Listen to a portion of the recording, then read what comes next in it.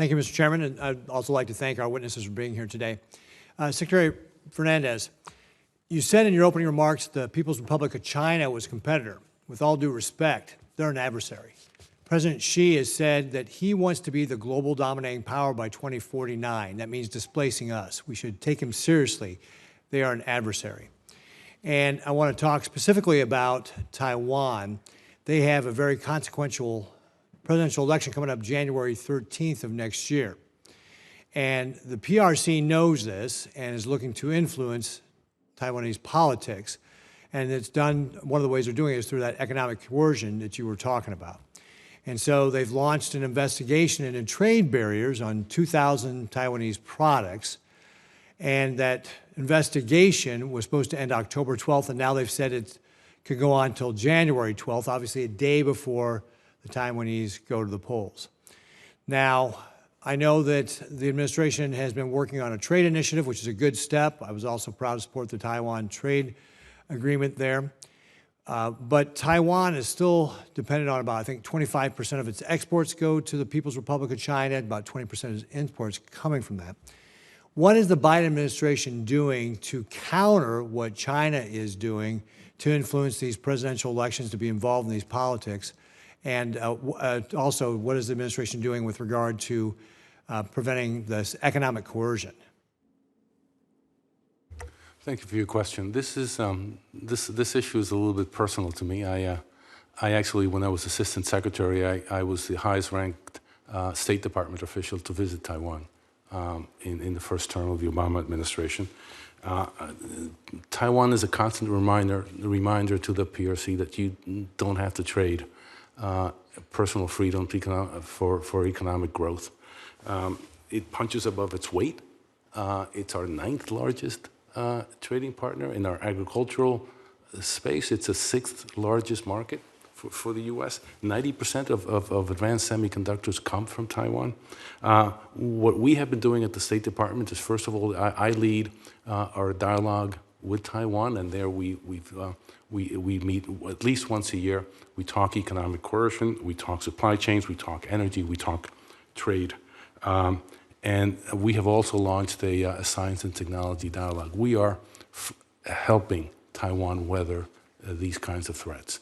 Our colleagues at Treasury can talk about the tax situation. I know that USTR is also discussing a trade agreement with Taiwan. I am committed to supporting Taiwan, and that's what we're doing at the State Department. So you mentioned the negotiations with Taiwan, and I know there's more work being done on the trade initiative.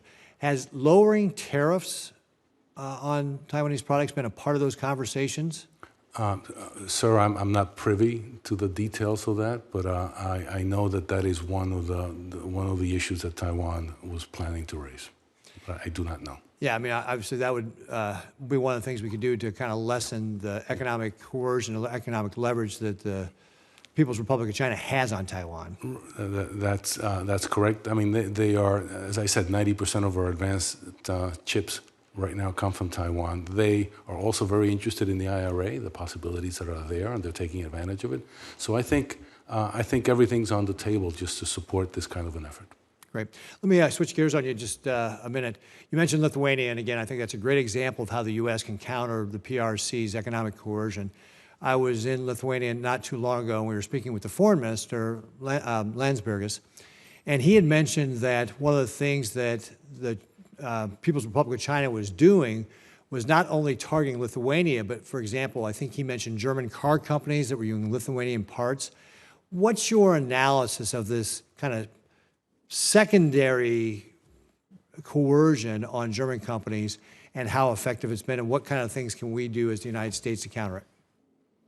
Well, it shows the creativity of the PRC, and this is something that was hard to predict. What they had done in the past is go after direct products. When they realized that this was not working with Lithuania, they ratcheted it up, and they included components in automobiles, or actually in any EU products. Mm-hmm. This got the EU into the act, and what they did is they alienated the EU. The EU started a WTO case against the PRC that we joined. They also came out with an anti-coercion instrument, a piece of legislation on this. So this backfired. But you know, the lesson here is we cannot underestimate the ability of the PRC to look for weaknesses, and I think we've got to prepare for that. Yeah, thank you, Secretary Fernandez. And again, can't underestimate them. That's why they're an adversary, not just a competitor. Thank you, Mr. Chairman.